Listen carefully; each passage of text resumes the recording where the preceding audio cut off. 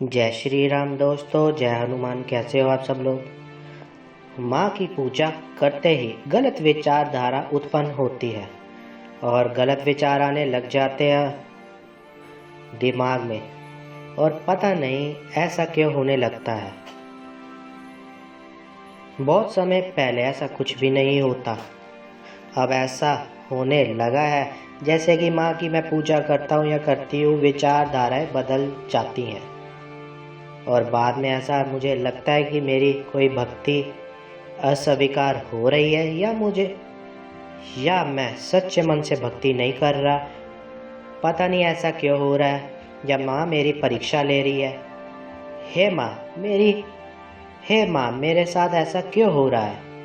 तो अगर आप बिल्कुल कंफ्यूज हो तो आज सारी जानकारी मैं आपको इस वीडियो में बताऊंगा। अगर आप माँ दुर्गा के भगत हो तो मेरे चैनल को सब्सक्राइब कीजिए और मेरी वीडियो को लाइक कीजिए और ज़्यादा से ज़्यादा शेयर कीजिए। ठीक है। क्या होता है कि जब हम पूजा करते हैं जगत जननी की, लगातार रोज करते हैं, तो हमारी जो परीक्षाएं भी कई प्रकार की होती हैं और उन परीक्षाओं में हम पास भी हो जाते हैं। कईयों में क्या होता है, फेल भी हो जाते हैं, क्योंकि हम मनुष्य हैं। हम माँ की पूजा कर सकते हैं, उनकी पूजा करते हैं। ठीक है, उनकी पूजा करके उन्हें ध्या सकते हैं, उनके उपासक हैं हम। लेकिन माँ हमारी जब परीक्षा लेती है तब हम उन परीक्षाओं में पास होना पड़ता है।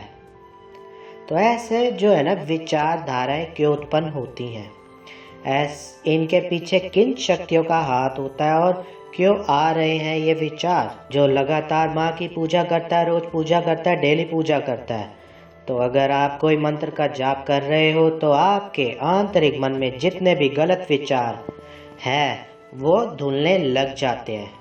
मतलब आपकी जो बॉडी अंदर से फिल्टर होने लग जाती है, एक किस्म का स्कैनिंग होकर साफ हो जाता है। और क्योंकि जो मंत्र में ऊर्जा होती है, कोई भी एक मंत्र का जाप आप कर रहे हो, ओम हम हनुमते नमः, ओम दुम दुर्गाए नमः, इन मंत्रों का आप जाप करते हो और आप इन मंत्रों का आप नॉर्मल मानते हो, तो आप इन मंत्रों का लगातार जाप करने लग जाते हो। तो अंतर के जो विचार है, जो गलत विचार है, जो मलिनता है, वो धुल रहे हैं। ठीक है, जो गंदगी की जो सफाई है ना, वो धुल रही है।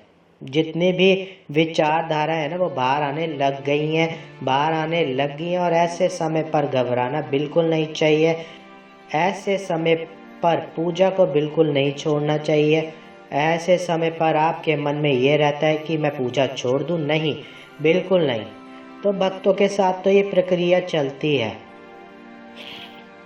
और दूसरी बात क्या होता है कि जब कभी भी कोई हमारे घर में नकारात्मक होती है या गंदी शक्तियाँ का प्रकोप हमारे घर के अंदर होता है या मलिन शक्ति का होता है, तो वो मलिन शक्ति हमारे परिवार में ये पूजा पाठ जो हम कर रहे हैं इसे करने के लिए रोकने लगती है। कुछ ऐसी अधमरिक जो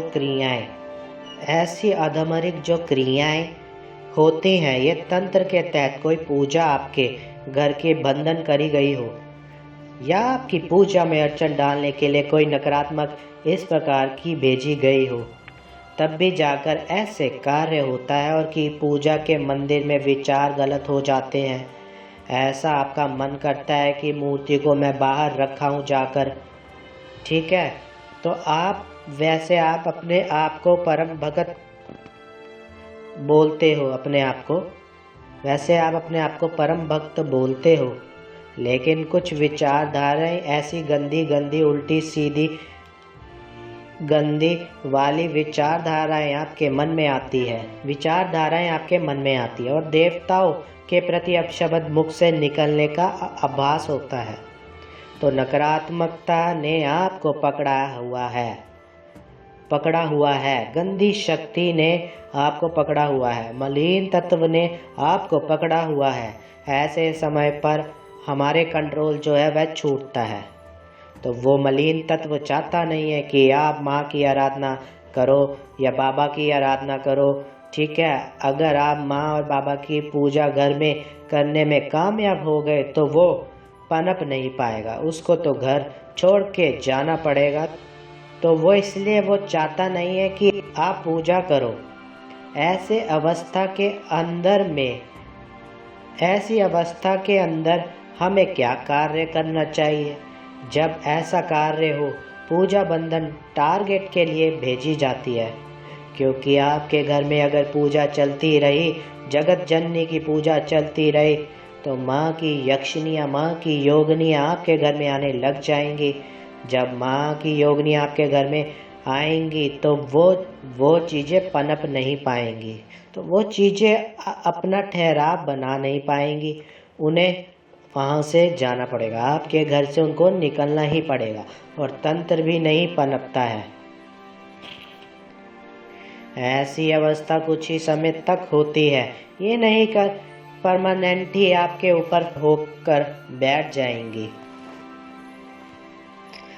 अगर आप ऐसे समय पर हार मान गए तो अब आपको मैं बताता हूँ कि आपको क्या करना है। जब कभी भी आप संध्याकालीन माँ की पूजा कर रहे हो या सुबह के समय पूजा कर रहे हो, एक धुनी में मैं आपको बता रहा हूँ, बहुत ही प्यारी है। उससे सकारात्मकता का भाव आपके घर में हमेशा बना रहेगा। नेगेटिविटी कभी भी आपके घर में नहीं प्रवेश करेगी और आपके विचारों में भी प्रवेश नहीं करेगी। उस धुनी को आपने स्वयं में भी लेना है, और जो माँ के साधक है, माँ के उपासक है, वह भी उस धुनी को ले सकते हैं। गाय का उपला लेना है, गाय का गोबर लेना है। उस गाय के गोबर के उपले में नीम का थोड़ा सा, नीम का जो पत्ता है ना, वो मिला देना है। नीम के पत्ते मिला देना। उसके दौरान जो है आप उन उपलों को गोल पित्ती टाइप जो है पतला पतला पतला बना करके सुखा दीजिए। सुखाने के बाद जब कभी भी आप माँ की पूजा प्रारंभ कर रहे हो या पूजा करने के बाद आपने उन उपलों को तोड़ देना है। तोड़कर एक भीमसेन कपूर के साथ आपने उस गाय के देसी घी के साथ और थोड़ा सा गुड़ उस उपलों के ऊपर डाल देना है। और ठीक है, गुड़ और गाय का देसी घी, और आपने उस प्रज्वलित कर देना है कपूर को, और वह उपले जो थोड़ी सी जो है धुनी टाइप बन जाएगी, तो वह वो सुगंध उत्पन्न करेगी। वो सुगंध आपके अपने घर में हर कोने में देनी है, हर कमरे में, अपने हर घर के रूम में देनी है। ठीक है, कुछ ही समय बाद आपके मन में इस प्रकार के विचारधाराएं और इस प्रकार की चीज़ें आने बिल्कुल भी बंद हो जाएंगी, और आपके घर में सकारात्मकता का भाव रहेगा। और अगर आपको लगता है कि आपकी पूजा को बंधन में किया गया है, तो ऐसा लगता है कि कोई व्यक्ति आपके ऊपर तंत्र कर रहा है या कुछ ऐसा प्रयास कर रहा था, तो 2 लौंग के उतारे करके आप उसमें डाल सकते हो। 2 लौंग के उतारे 7 दफ़ा करना है। ठीक है, फिर उसमें आपको डाल देना है। वो कब डालना है? अगर कोई माँ का मंत्र का गुणगान आप कर रहे हो तो। अगर कोई मंत्र आपको आता है, ओम दुम दुर्गाय नमः, ठीक है, इस मंत्र से भी आप डाल सकते हो। इस प्रकार का क्रमिक उतारा करने से क्या होगा, नेगेटिविटी जो है स्तंभित हो जाती है। घर में नकारात्मकता जो है उभर नहीं पाएगी। एक बार सच्चे मन से रेगुलर ऐसा करके देखिए, ये विचारधाराएं बिल्कुल बदल जाएंगी। गलत विचारधाराएं प्रवेश नहीं करेंगे, और ख़ास करके अगर कोई मॉडर्न चीज़ होगी या कोई मुसलमानी क्रिया होगी या कुछ भी ऐसे किया होगा, वो पनप नहीं पाएगी, वो खड़ेगी नहीं, क्योंकि गाय के गोबर के अंदर वो ऊर्जा होती है, वो नेगेटिविटी का वास आपके घर में उत्पन्न नहीं होने देती। ये जो मैंने आपको उपाय बताया, ये बहुत ही पावरफुल उपाय है। सकारात्मक धुनी है, सकारात्मक। गाय के ये जो गोबर से आप जब ये करोगे और गाय के घी से जो आप करोगे, उसके बाद देखना आपके घर में सकारात्मक आपको ऊर्जा महसूस होएगी। नाक में जब समाएगी ना आपके, तो आपको आभास आएगी, अलग सा एक ऊर्जा आपको फील होएगी। जो ऐसे विचारधाराएं है ना, गंदे गंदे विषय ख्याल आना, ये सब आना, ये जब आप ले करके इस धुनी को ले करके बैठोगे और वो जलती रहेगी और आप पूजा कर रहे होंगे ना, तो आप देखना आप इस प्रकार की आपके विचारधारा उत्पन्न ही नहीं होंगी, आपके विचारधाराएं बदल जाएंगी। करके देखना एक बार। बहुत ही सटीक उपाय मैंने बताया आपको।